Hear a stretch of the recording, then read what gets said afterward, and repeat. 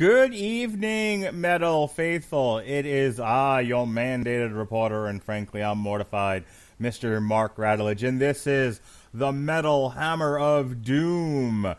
We have been doing some silly albums of late. Some Bongzilla.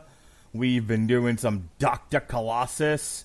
We've been doing all manner of ill shit on the Metal Hammer of Doom. And we're finally back to doing some straight up normal metal.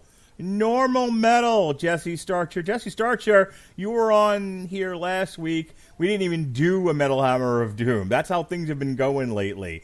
We either do something silly or we don't even do metal. But we're finally back. Yeah. And we're doing Fear Factory, Aggression Continuum. Can you hardly stand it?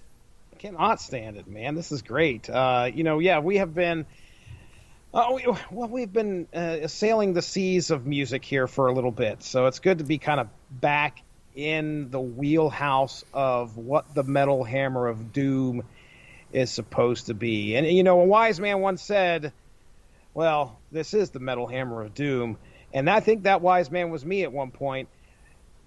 Fear Factory fits right in my opinion.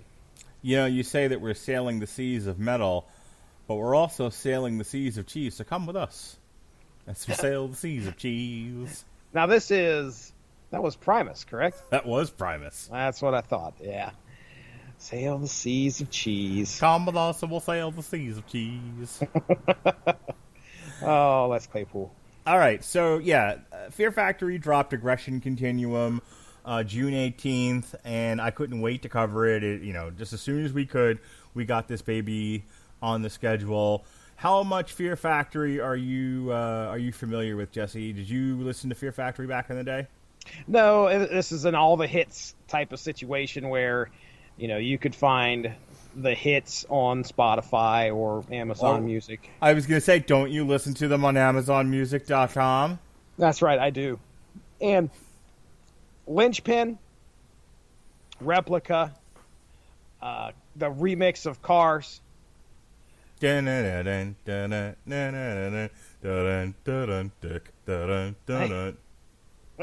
All of them. Those three are the big ones that I can recall, and I really enjoyed those. But I've never had the motivation to go and pick up a Fear Factory album, or listen to one straight through. I would say motivation. I mean, they were always kind of there. It's just I never really had the drive to go and find it, seek it out, and listen. So this is the first time I've ever listened to a Fear Factory album all the way through. And I don't know if you're going to touch on the news that happened right before this album, but I mean, my goodness, this might be the last Fear Factory album that we get, at least with the current lineup. Well, before we get into that, did you know that the best of Fear Factory is actually on AmazonMusic.com? No, I didn't know that. That's great. I bet there's some pounding songs on that album. Oh my God. AmazonMusic.com has all the best Fear Factory albums, but they especially have the best of Fear Factory. It's got on it Martyr. Martyr's a dope fucking song, dude. Mm-hmm. Here, you know what? Let's play a little bit with our good friends here at AmazonMusic.com, and you can hear the best of Amazon Music. You can hear the best of Fear Factory right off of AmazonMusic.com, and we can tell you about a great service that they have so that you can stream Fear Factory too. What do you think about that, Jesse? That is fantastic. Let me hear some of this music. All righty.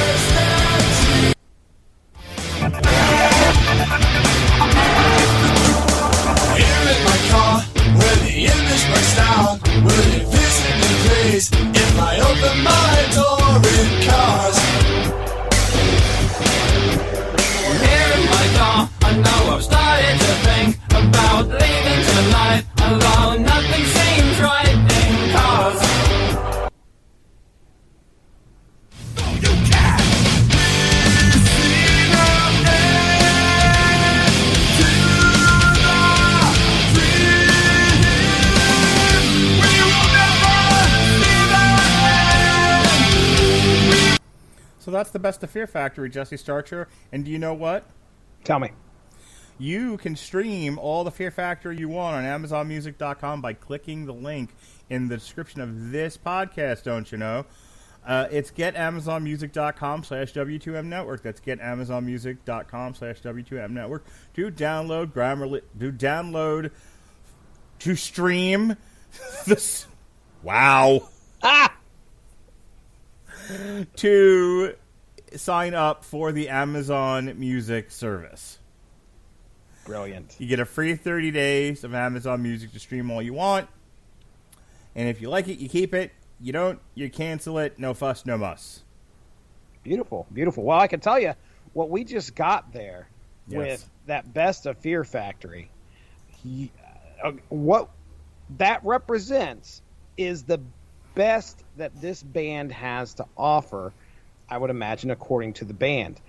And what is awesome is the fact that what we're going to get on this album is not much of a departure from the best of what this band has to offer. For sure. So Aggression Continuum is the 10th studio album by American heavy metal band Fear Factory. It's the band's first studio album since Genexus from 2015, so not that big of a break. Marking the longest gap, though, between two albums in their entire career. The reason behind the 6-year gap between Genexus and Aggression Continuum were due to creative and personal differences and legal issues surrounding the band, all of which contributed to Fear Factory going on an extended hiatus, and Burton C. Bell leaving the band in 2020 after more than 3 decades as their singer. Yeah. Despite this, Bell's vocals are present on the album as they were in 2017, as they were recorded in 2017.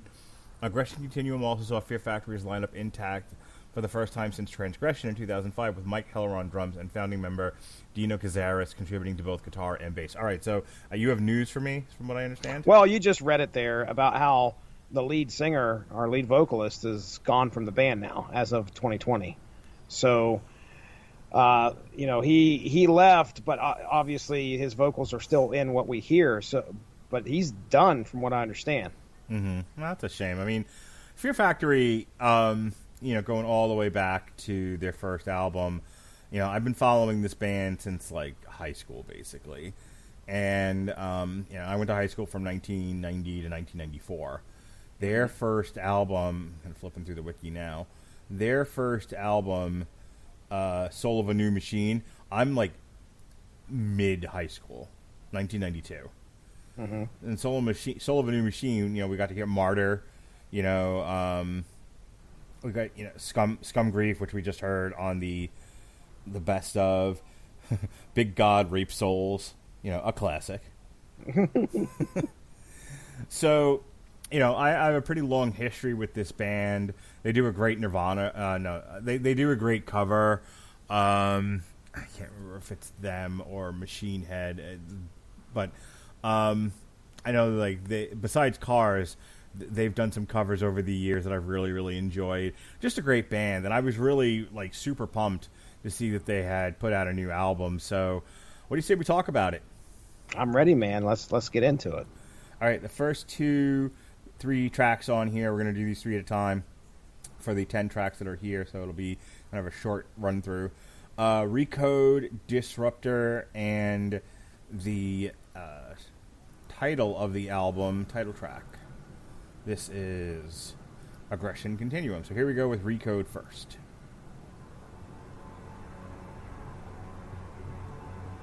The world we know has suffered from the system we once knew. Our values were twisted and defiled by the machine, but resistance is growing stronger. We will fight for our future. Humanity depends on us. Do not let our enemy prevail. If you are listening to this, you are the resistance.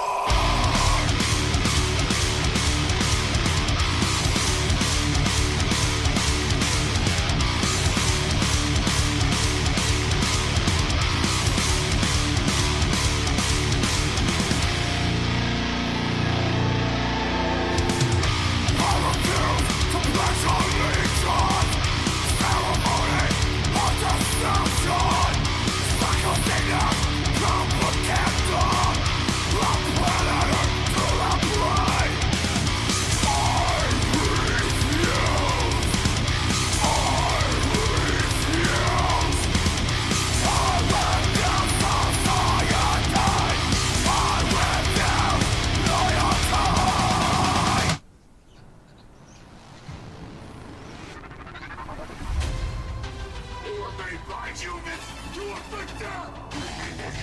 We're different! I'm a man, I have life! You're a machine!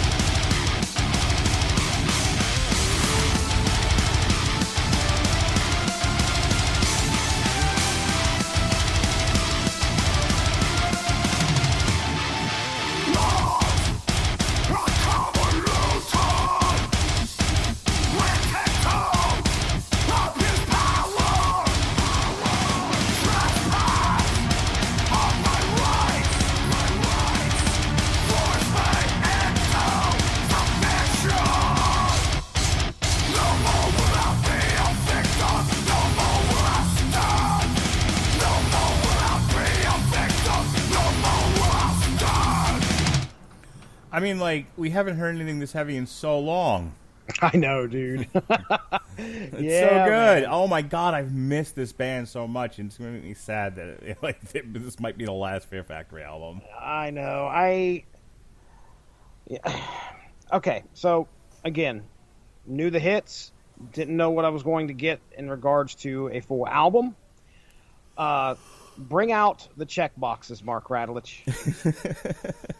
All right. Now, one of those is concept album. I know that for a fact. If you throw a metal concept album out there, usually, no matter how goofy it is or how heavy it is or even how, just how horrible it is that it is on my ears, I will usually give it a little bit of a benefit of the doubt if there's a coherent story that's being told, or at least a story in some way. Mm-hmm. And that's what they did with this. And another checkbox is man versus machine.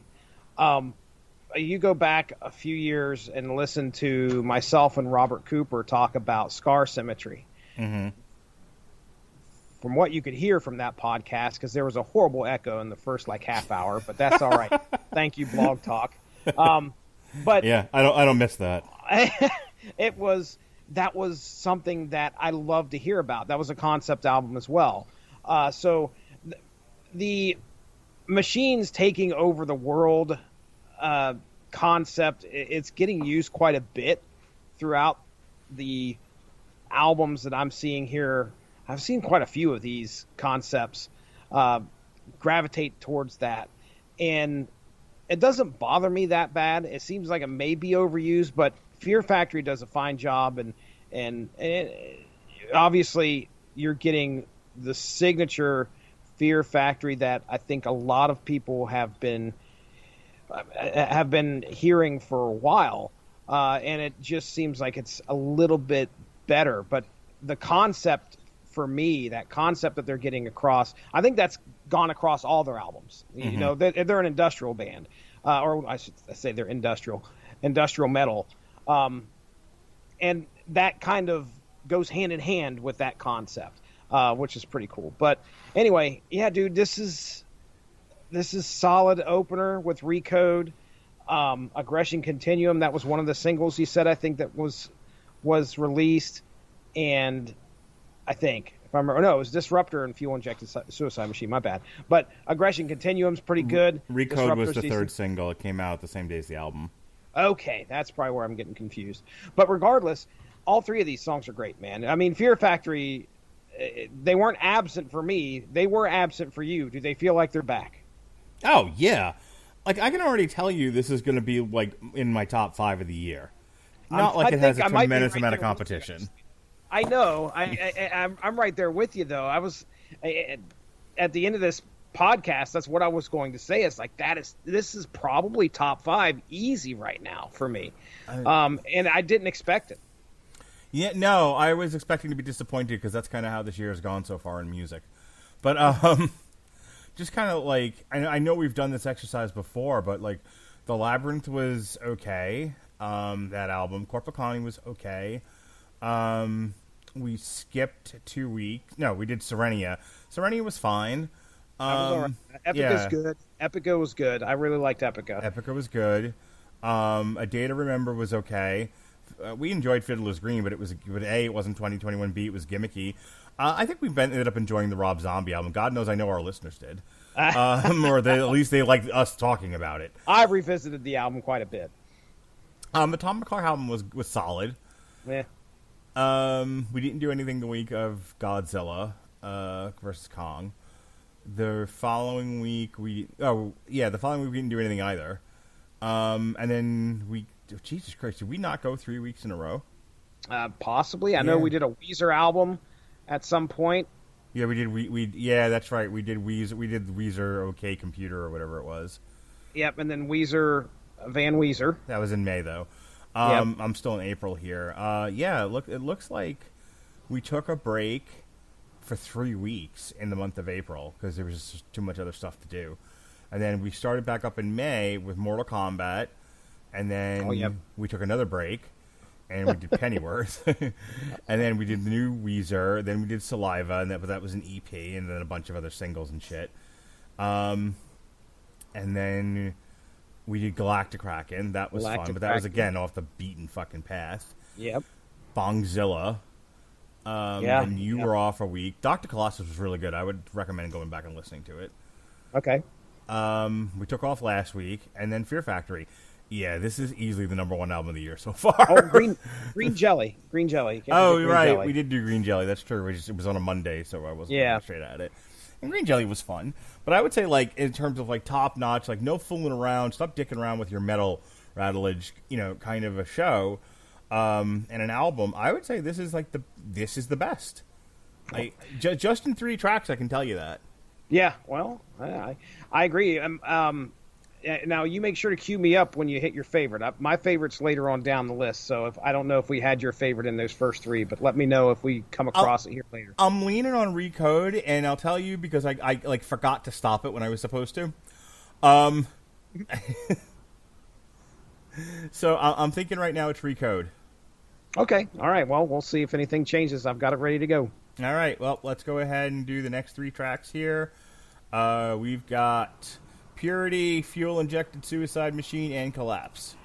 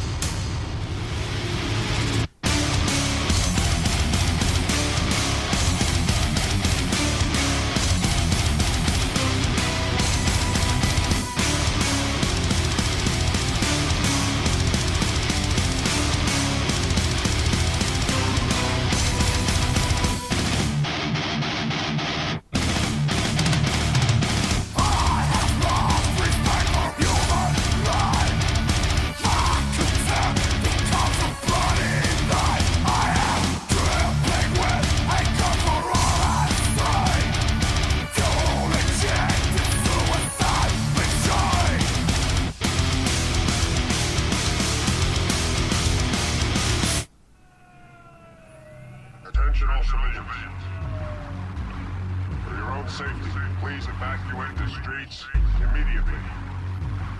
Remain indoors until you receive further instructions.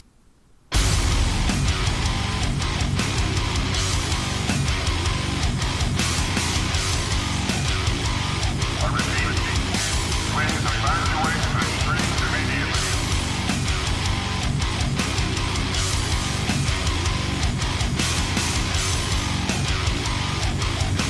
Remain indoors until you receive further instructions. Everything you've ever known is coming to an end.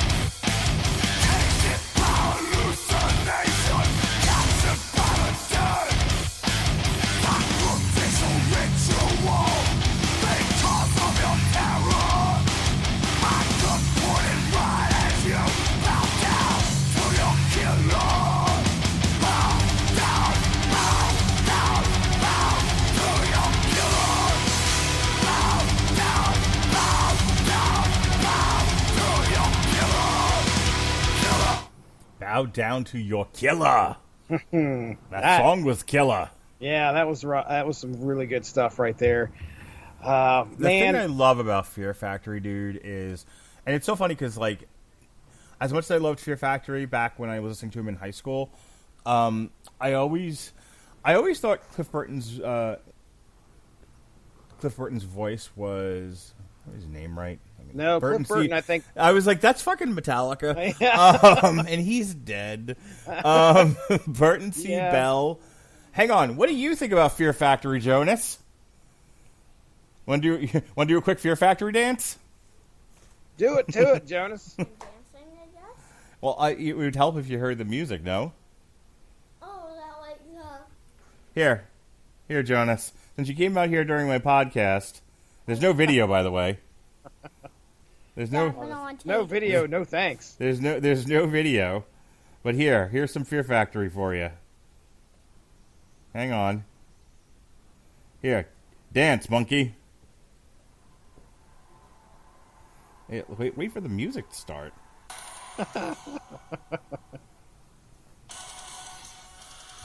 There you go. Dance, monkey.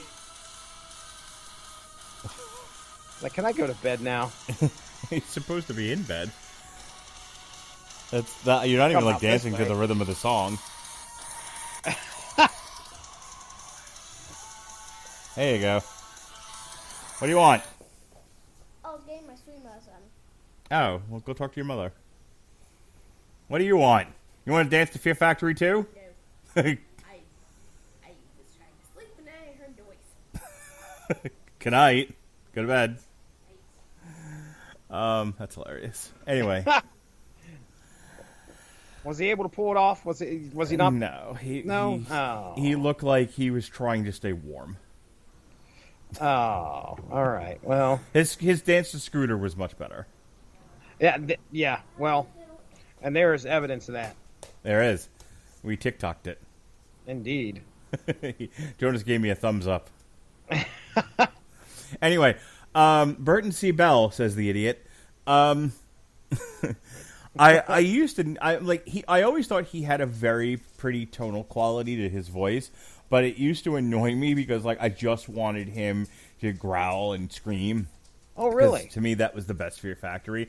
And again, like the switching between the clean and the growly, I thought served the band well. It made them distinctive, especially when their contemporaries were like Sepultura and Pantera. But and Typo Negative, who were also very distinctive in that era.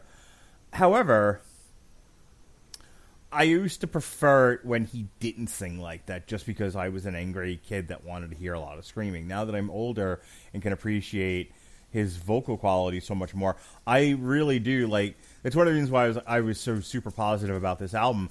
I love the transition between the clean vocals and then back to growling again. Yeah. Again, that's another box that's checked for me. You know that. His vocals are really distinctive to where you know a Fear Factory song when you hear him do his thing. Yeah, for sure. Because at that point you're like, this has got to be Fear Factory. If it's not, I need to know who this is, because he does it so well. And I love those parts of the songs, and we haven't really hit too many because obviously we're limited to what we can play, but they usually happen obviously as we get towards the middle of the song or the chorus or whatever. And yeah, man, we haven't let off the gas here. A lot of people that I've read here and was watching some of the reviews point to Purity as probably one of the, if we're going to pick out weakest songs off of here, they were saying Purity was one of them. As for why, I mean, you got to try and really nitpick stuff that maybe doesn't conform, but I think that's a stretch even. I guess if we're going to say that's the weakest song, fine, but it's not weak by like a huge measure. It's just off by a little bit. We'll put it that way. Fuel Injected Suicide Machine's a great song, and I really liked Collapse as well. I mean, yeah, we haven't let off the gas. Fear Factory it just seems like coming back from a 6-year hiatus. Well, 4, I guess. This album's probably been ready to go for a while, but the vocalist left in 2020, so I'm sure they had all his stuff ready to go. But regardless, I mean, when you're leaving 5-year hiatus, I mean, and you're coming back and you haven't really missed a step, I mean, that is a mark of a good band. For sure. All right, let's go ahead and finish up here. We're gonna wrap this. We're gonna rock this town, Jesse. We're gonna rock it inside out. Oh, we're gonna wrap up this podcast. Is what we're gonna do. We're gonna play the last 4 songs. So here we go. Here, we've got Manufactured Hope, Cognitive Dissonance. Boy, we talk about that a lot on this podcast. Monolith and End of Line.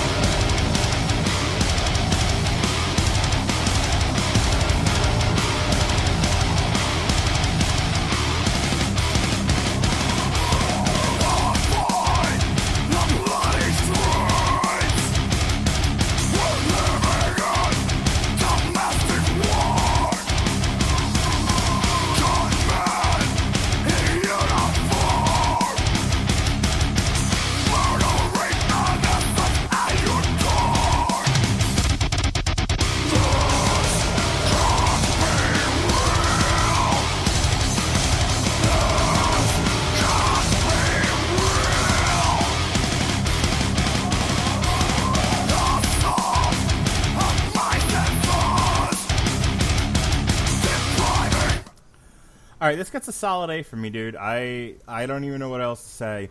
Like, they came with it. I'm sure there's been plenty of, like, hard and heavy albums that have come out this year. I mean, like, every Friday, 4 or 5 albums at a minimum drop, at least since January. But of all the stuff that we've listened to and of all the stuff that I've even heard that we haven't gotten to, and, like, every Friday I go to Spotify and, like, whatever the new albums are, I go and at least I listen to them once. Yeah. And I have to say, man, like, without even being overly, like, hyperbolic, Fear Factory, I think, put out, like, the best album of the year so far. It's fucking amazing. Yeah, it's really, really good. Without it being, like, silly. You know what I mean? Like we think Rumahoy was the best album of, like, what, 2019? Yeah. So it's like, like, if we're being, like, not that Rumahoy was a bad album or anything, but, like, this is, I think, the first serious... solid metal album. Kind of mainstream popular metal band that put out an album that did not disappoint on any level. I agree. Yeah, this is... if I was given a letter grade, I'd do the same thing. I'd say this is an A for sure. Out of those 4, my favorite off the album was Monolith. I really like that one. I knew you were going to say Monolith. I knew it. Yep. Yeah, you can tell it starts out... I mean, the vocals are a little bit different. He's singing a little bit there, but I mean, he's singing all over the album. But what I mean is that it just sounds different. Cognitive Dissonance has this, like, synthesizer going, which is pretty crazy. But yeah, I landed on Monolith as my favorite off of this album for sure. So you sticking with oh my goodness, Recode? Yeah, right? I'm gonna stick with Recode. I about said Recon. I was like, wait a second. Hey, before we go, let me do 2 things. One, we gotta tell people about Grammarly. I tried to do it before, but I had, like, a beach ball on my forehead. My processor was a little slow. But when I get done with this Grammarly ad, how about you tell the people what all the reviews were, the angry metal guy, that sort of thing? I've got them right here. Plus, I'll give you a little bit extra. I went to Word Counter. Oh. Yeah. We might just just toss a little bit in there, and just to kind of see where the lyrics are leaning. We're breaking out all the gimmicks tonight because Word Counter. You know what helps you get your word count up, get your word count even better? Grammarly. Grammarly's AI-powered products help people communicate more effectively. Grammarly helps you write mistake-free on Gmail, Facebook, Twitter, LinkedIn. Excuse me. Or nearly anywhere else you write on the web. Grammarly corrects hundreds of grammar, punctuation, and spelling mistakes while also catching contextual errors, improving your vocabulary, and suggesting style improvements. You download Grammarly today. Go to getgrammarly.com/W2Mnetwork. That's getgrammarly.com/W2Mnetwork to download Grammarly for free. All right. Very nice. I will tell you this. Blabbermouth, out of like 100 stars, it looks like. No, 10. 10. I have these 15. 10 commandments. Looks like it gave it 8 out of 10 stars. Yeah, most of the reviews have been really positive. Surprise, surprise. I mean, they could have came out being what happened with them, the creative differences. They could have came out and really fell flat on their face, and they didn't. That's what's great, is that they were able to put together something extremely listenable, not unlistenable, which you probably don't have that set up anywhere. But I can hang on. Wait a minute now. I can make that happen if you really want me to. No. You go ahead. Oh wait, we had now. Hang on. Uh-oh. Hang on. Oh my goodness, we haven't done this in a while. Let's hear it.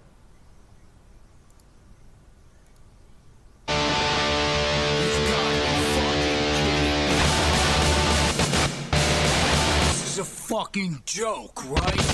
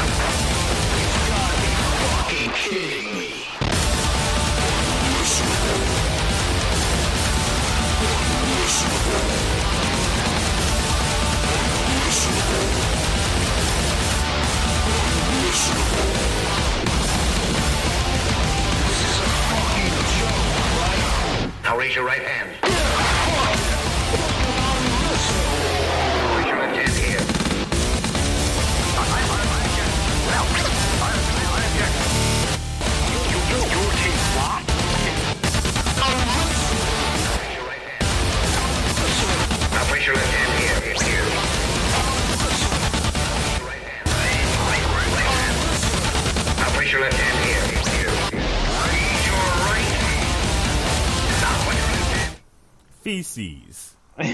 Crap. I don't know if audio can actually produce seizures, but Uncle, I know visually that can happen pretty easily, but audio, orally, I guess is the word. Man, Uncle Al was trying to get somebody to just somebody swallow their own tongue. That's the only thing I can think of. But yes, yeah, that was some classic stuff right there. We need to grab that bit again. Yeah, we do. Get it all set up. But yeah, so, okay. You talked about Blabbermouth. Kerrang, I think, ended up giving it really high marks as well, 4 out of 5. Angry Metal Guy. Yes, sir. All right. Let me find, because I just had him up here. I'll read his last their last paragraph. This was written by Steel Drum on the Angry Metal Guy website. Mm-hmm. And he says, Aggression Continuum is a slightly stronger album than Genexus, which I did listen to Genexus today just because I was in such a Fear Factory mood. I was like, okay, what was it previously? What they sound like previously, and is it a big markup, or is it a step down? And I consider it pretty equal footing, but I think Aggression Continuum, for even being 5 years past that, is it's still amazing to me that they're able to come back and be this strong. But let me finish this. Okay. Stronger album than Genexus, which would have cost me big money if I were a betting man. If you're a fan of the band / sound, there's plenty here to enjoy with newish ideas, brightening up the inevitably recycled ones. Now, that could be a valid criticism. They may not be for everybody, but Fear Factory remain the undisputed champions at creating twitchy soundtracks for your next 14-hour first-person shooter gaming binge. That way lies techno insanity. So they gave it a 3 out of 5, which I don't know, man. If I was doing it on a 5 scale, I'd probably give this at least a 4. At least a 4. For sure. That seems a little low. And I'm over here on manofmuchmetal.com, 92%. So that speaks for itself. This album comes out. It's 2021. They've been gone for 6 years from the music scene, and they really lay out something that is very, very, very enjoyable in my opinion.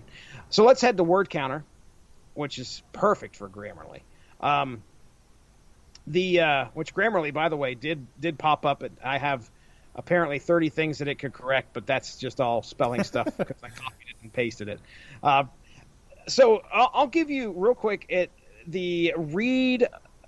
This is the readability. What is that called? The Dale Chall readability level is 9th to 10th grade. Now, I want to make sure that people understand that they're telling a story here, but it isn't like, again, how many times when we go to the Word Counter do we reference Blind Guardian? Blind Guardian can weave a tale, and they do. But this is Fear Factory, where we're not expecting them to blow our minds with some really in-depth wordplay in their lyrics. So 9th to 10th grade is just where I want it. And when you think about where you want it, this album, I know where you want it, Mark, but this album, you got to think 10 songs. That's simple. And it's only like just a shy under 50 minutes. And that's palatable. And I bet you there's probably a couple that got cut pretty easily. They were probably like, look, we got to keep this at a certain time frame. 10 songs, 48 minutes. That's a really, really good size of an album, in my opinion. So, last thing before we get into closing up shop, I'll give you the top 1 word, 2 word, and 3 words. Okay? Now, remember, this is telling a story, so this isn't representing what the band is trying to get out there that they feel. This is an industrial band talking about the rise of the machines. Okay, so the first word 44 instances throughout the album. Okay, so just to kind of give everybody an idea what I did here. I took the whole album, all the lyrics, from the album, and I threw it into Word Counter. Probably should have prefaced that at the top, but that's what I did. Took it all, threw it into Word Counter. It gives us all the details that we're getting, that we're getting this from. So, top word, 44 instances of the word me. Okay? Top 2 words. So, in other words, 2-word phrases. 35 instances of the words I am. Okay? And then the top 3-word phrase throughout the album. 15 times you hear the phrase I hate everything. No wonder I like this album so much. Yeah, it is. It is a dark. I mean, when you're talking about machines killing man, and it's not going to be a fun, pleasant experience. It's kind of rare that you get that. But either way, man, I had a good time. This is a great album. I believe we did it justice, and I think it deserves to be the top of the year so far for sure. Yep. All right. Well, that wraps it up tonight for the Metal Hammer of Doom. Let's see. Next week, you'll get Metal Hammer of Doom, but not a new one. You're actually going to get 2 from the archive. First, Monday, the 28th.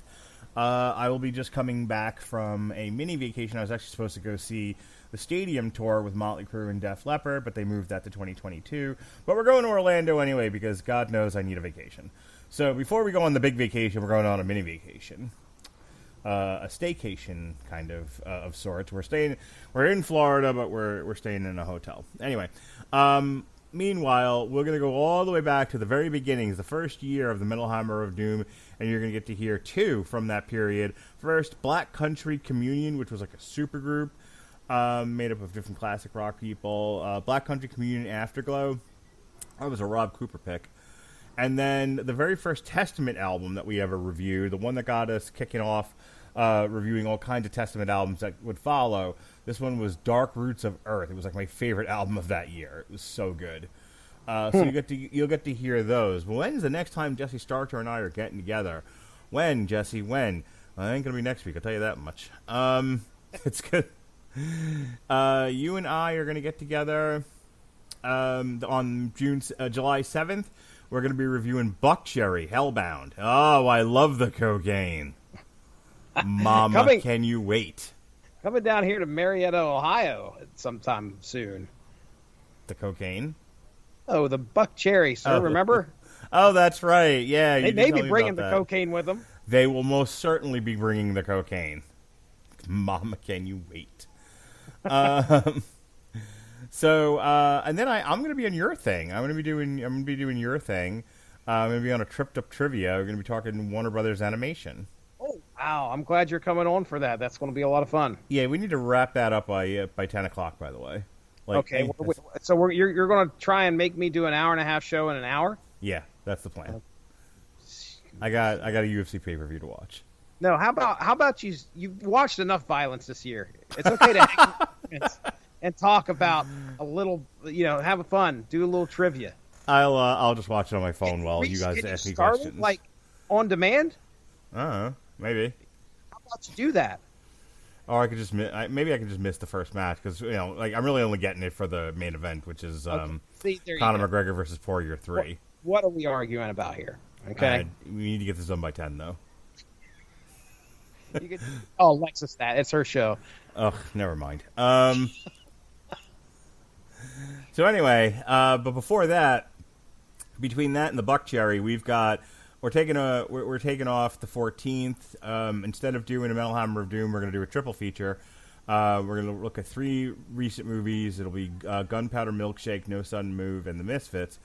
But you listen to the Metal Hammer of Doom. You're like, when are they going to do more Metal Hammer of Doom? Well, I'm going to tell you when we're going to do more Metal Hammer of Doom. July 21st. Oh my God, Jesse, we got to save the rave. Wow, again? No, not again. First time. That's right. It's the first. I've saved so many rapes I've forgotten already. Too much ecstasy and other drugs. I apologize. Yes, sir. We will save the rave for the first time for the last time. We'll be reviewing Scooter's God Save the Rave, because who doesn't like happy hardcore on their Metal Hammer of Doom? on July 21st. Jesse, July 25th, we've got another one from the archive, a Clutch retrospective. How about that shit? Fantastic. And that'll take us out of the month of July. In August, we're going to get back to some regularly scheduled Metal Hammer of Dooms. We've got an archive show coming at you on August 4th, Hatebreed, The Divinity of Purpose. Right. That'll be a re-air from back in the day, the very first Hatebreed album we ever did on the Metal Hammer of Doom. We'll have our review of Earth Rocker on August 8th from back in the day. And then, Jesus Christ, like, we're never recording another Metal Hammer of Doom again. This is Fear Factory's done, so are we. Thanks. Yeah. And good night, ladies and gentlemen. Remember to tip your waiters. On August 14th, we've got a two-part retro. August 14th and 15th, we've got a two-part Megadeth retrospective from back in the day. Robert Cooper, big fan of Megadeth, so we did that. And then our archive review of Megadeth Super Collider. On the 22nd, we've got Fintroll Bloodsvept. That's a re-air from the archive. And finally, September 1st. Finally, we're back. All right, so between now and September 1st, we will have one live review. It's going to be Buck Cherry. Wow. But then we're back into the swing of things for real this time. No fooling. September 1st is D. Snyder, Leave a Scar, which we loved his first solo album. It was like high praise the year that we reviewed that. That might have been my favorite album of that year. You shared the single with me, because didn't he drop one here just recently? Yes, he did. And you could tell it's got Jamie Josta all over it. And I am absolutely looking forward to hearing what the album sounds like, because, I love that last album he did. So, we're back. Okay, so it takes till September, but we finally are, like, going every single week. We've got D. Snyder, Leave a Scar. We got Beartooth below. Metallica just announced the Blacklist, which is 97,000 bands covering the Black Album. We're going to pick one of each type of track. So one from the group that did Enter Sandman, one from the group that did The Unforgiven, etc., etc., till we have one of each of the song from the original Black Album. And we're going to review that for you on September 15th. So that's Metallica, the Blacklist. Yeah, so that's going to be, it's basically us actually picking a Blacklist album and putting it together on significantly less growth hormone, because 53 artists is just insane. Yeah. We're gonna on September 22nd. We're gonna party hard with Andrew WK. His album God Is Partying, because of course he is. September 29th, for those of you, and like a bunch of you out there have been finding our Quadra review for Sepultura. Well, That's Sepultura has a compilation album that they did during the lockdown, during the quarantines, called Sepulquarta. So we'll review that, presumably. And then October, every October, it's Halloween season, put on a costume, be a slutty nurse, whatever you need to do. Well, how we celebrate, that's right, how we celebrate here in the Metal Hammer of Doom is Covers Month in October. So we've been gathering up covers albums and some Halloween-themed stuff for the month of October, and we're going to do Monster Magnet, A Better Dystopia, Saxon Inspirations. We'll take a break, and because I like synergy, we'll review the new Halloween in the month of Halloween. Get it? Get it? Oh, that's a stretch, but I guess. There's a new Halloween album that's already out or coming out very shortly. We'll review the new Halloween on October 20th. This one's just in time for Halloween. Ice Nine Kills The Silver Scream. Every single one of these songs is related to a horror movie. So it's an old album, but I think it'd be a fun one for us to talk about. I was going to say, just in time for Halloween. That's been around for a while. And then we finish up Covers Month on November 3rd with Lord, Undercovers. And then, who doesn't want to celebrate metal with Duran Duran? That's correct. Duran. If you think we've gone off a beaten path already, hold on to your hats. Oh, yes. Duran Duran's got a new album coming out called Future Past. and we will review it here on the Metal Hammer of Doom, because what's more metal than Duran Duran? That's what I always say. And then finally, you're like, are they ever going to do any actual like metal? Like, when do these guys stop with the fucking gimmickry? We stop on November 17th, because we got a new Bullet for My Valentine album that we got to review. Nice. And then it's Thanksgiving. We got some Thanksgiving traditions here. This is another archive show, but I think it might have been the very first turkey we ever did. Metallica, Saint Anger. Ting to the ting to the ting to the ting. And do you remember when on Thanksgiving you abandoned your family? They were like, Father, Jesse, cut the turkey. And you're like, I can't. The metal calls. Do you remember that? I do remember that. I remember violating some cranberry sauce as well. You and Robert Cooper, because I sure as hell wasn't on this show, you guys reviewed a Celtic Frost album called That's Lake. right, we did. Yeah, yeah. So that'll be on Black Friday. I think that's suiting. That suits it. And that's it. We've got some stuff planned for December. I don't need to read it right this very second. I will tell you our Christmas show this year is going to be a very poppy Christmas. Because Jesse, do we not love the poppy? Oh my goodness. Worship at the Church of Poppy. We do. And then our very last album review of the year, December 29th, The Metal Hammer of Doom, The Cybertronic Spree, Transformers 1986. Very good. Yeah, Very. That's how we're going out. But hey, there's a little bit more Metal Hammer of Doom to talk about here. Jesse, do you remember when we reviewed from, I think it's Finland, a group that was dressed up as dinosaurs and played Christmas music? Heavisaurus. Yep. That'll be re-airing Christmas Eve. And then, do you remember, Jesse? Jesse, do you remember? You remember? Do you remember when we Pepperidge reviewed... Farm remembers. when we did a Weird Al retrospective? Oh, my goodness. Have I got plans for Weird Al here for either our show or a solo show at some point? Well, I say solo, but a standalone show at some point in the future. Well, New Year's Eve, what better way to spend New Year's than with Weird Al? I think that was actually our Christmas show one year. I love it. Fantastic. It was either Christmas or Thanksgiving. It might have been Christmas. I remember the big takeaway for me was that you were like all about the parodies and I was all about the original shit. Yes, sir. We each picked our stuff and then we kind of laid it all out there what our favorites were. So that'll be, that's a good one to revisit. Yes, sir. So that's what we'll be doing. That's all the Metal Hammer of Doom I have scheduled. We might fill in a few more hither and thither depending on what new albums come out. Something fun, fancy free comes out. We'll get it on the schedule somewhere somehow. We might put a few more in the archive out there. You know, we're slowly but surely digging through the archives, putting stuff out. So that's what we got. In the meantime, we reviewed Sweet Tooth Volume 1, Out of the Woods. We reviewed Luca. We reviewed Hell in the Cell. We reviewed the career up till he starts fighting the other three kings of Mauve and Hagler. Tomorrow, we review the TV show Sweet Tooth on Netflix. On Friday, it's Fast and the F9, the Fast Saga is coming out. We'll re-air our review of Furious 7. And then Jeff Sloboda is threatening to come on the Radulich Broadcasting Network. I put a TikTok advertisement about this already. Did you know I do the TikTok? You can't see because this isn't video, but I'm currently twitching. Well, twitching's a bit different. And Isn't Twitch completely separate? I was going to say, every time I say that, like, what does he mean he's twitching? Is he on Twitch? No, I physically now have a fucking disorder. I'm TikToking. Boy.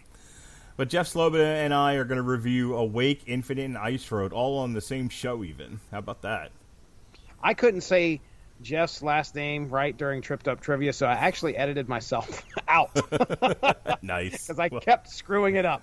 Well done. And then Jesse, you got a whole bunch of shit fucking coming up on Saturday. We've got, first, we've got a re-airing of our Long Road to Ruins, the Fast Saga. That'll be Saturday and Sunday because it's broken into two parts. First 3 on Saturday, last 3 up till part 6 on Sunday. On Saturday, you've got a Tripped Up Trivia airing for female superheroes that had Jeff Sloboda on it. And then you've got another syndicated source material, this fucking slew of what ifs you did. That's right. Is this ever going to come to an end? Possibly. I think you guys left for a week, and you're like, oh, the network's going to have some downtime. At which, oh my gosh, could you imagine if something like that happened, where everybody, no shows for a whole week on the Radulich and Broadcasting Network? And I said, nay, for not. I will go in there, and I did a what if for just about every day of the week around Christmas, going into New Year's or something like that. So that's kind of what we're going through right now. What if Wolverine killed the Hulk? Yeah. Man, that's a good one. I would tell you to check it out. Yep. All right, that's it. That's all my plugs. Jesse, you got any? You cooking any unspoken issues? You got anything on the grill? Oh yeah, buddy. We got 3 episodes two that are definitely recorded, and I'm recording one more with Chris Armstrong this coming Saturday. So the first one that you're going to be hearing probably next Wednesday will be Dean Compton and myself talking Icon number 1, and that was the one I sent you the message about, Dwayne McDuffie. If you are a 90s comics fan, most likely you've heard of Dwayne McDuffie. He did Damage Control, but specifically there was a line of DC comics called Milestone. It was an imprint called Milestone, which had Icon, Blood Syndicate, Static. They were geared toward African Americans and primarily African American characters. And it was the first time I ever had a chance to read a Milestone comic. So Dean and I talked about that first issue of Icon, which was really good. I mean, by the end of it, you got 2 black superheroes that show up to try and help out the police, and the police all turn their guns on them. That was 1993, folks. So, yeah, give that a listen. Dean and I had a good conversation there. And then we also recorded What If number 58. What if the Punisher had killed Spider-Man? And I will tell you that there are quite a few What If issues that I put on the top of my list. A lot of times they involve the Punisher, and this was one of them. So if you get a chance to listen, find out how things turned out when the Punisher actually was able to kill Spider-Man, and just how weird the 616 got. Well, mostly just how things changed for Frank Castle, the Punisher, after that. And then Thunderstrike. I don't know if you're a fan of Thunderstrike, Mark Radulich. I know Evan Bevins is. But Chris Armstrong and myself are supposed to record Thunderstrike number 1, our discussion about that for Unspoken Issues this coming Saturday. So if you're a fan of the Thunderstrike character, if you're a fan of the Unspoken Decade, which is where the Unspoken Issues podcast originated from and helps provide content for as well, check out our podcast, 90s Comics Centric. So, and yeah, Tripped Up Trivia, Mark already mentioned it, but we got Jeff Sloboda on there. We've got Carrie and Joe, which are Alexis's friends. And then we also have Al Sedano of the Resurrections and Adam Warlock and Thanos podcast. Check that out, because all those guys, all those people were great guests. And we had a lot of fun. We learned a lot. Mark Radulich, about female superheroes and the Powerpuff Girls. Did you know the pilot was called Whoop-Ass Stew? You had no idea. You had no idea. What the hell are you talking about? I learned that. What you talking about, Willis? The Powerpuff Girls pilot was originally called Whoop-Ass Stew. And if you want more information and fun little tidbits like that, tune in this coming Saturday for Tripped Up Trivia, where we pit all 4 of our guests against each other in knowledge about superheroes, superheroines. How's that? That's where I'm going. So, all right, Mark, let's get out of here. All right, folks. If you found us on TikTok from the various metal TikToks that I've put up, and you checked out our show for the first time, and you don't hate us and wish you could get this hour of your life back, we thank you. And we hope you'll return again on the occasion that we actually do this show. So, for See you in 3 months. See you in September, baby. No, we got to do Buckcherry first. And Scooter, because God save the rave, Jesse. That's right. All right, for Jesse Starcher, I'm Mark Radulich. Be well, be safe, and behave.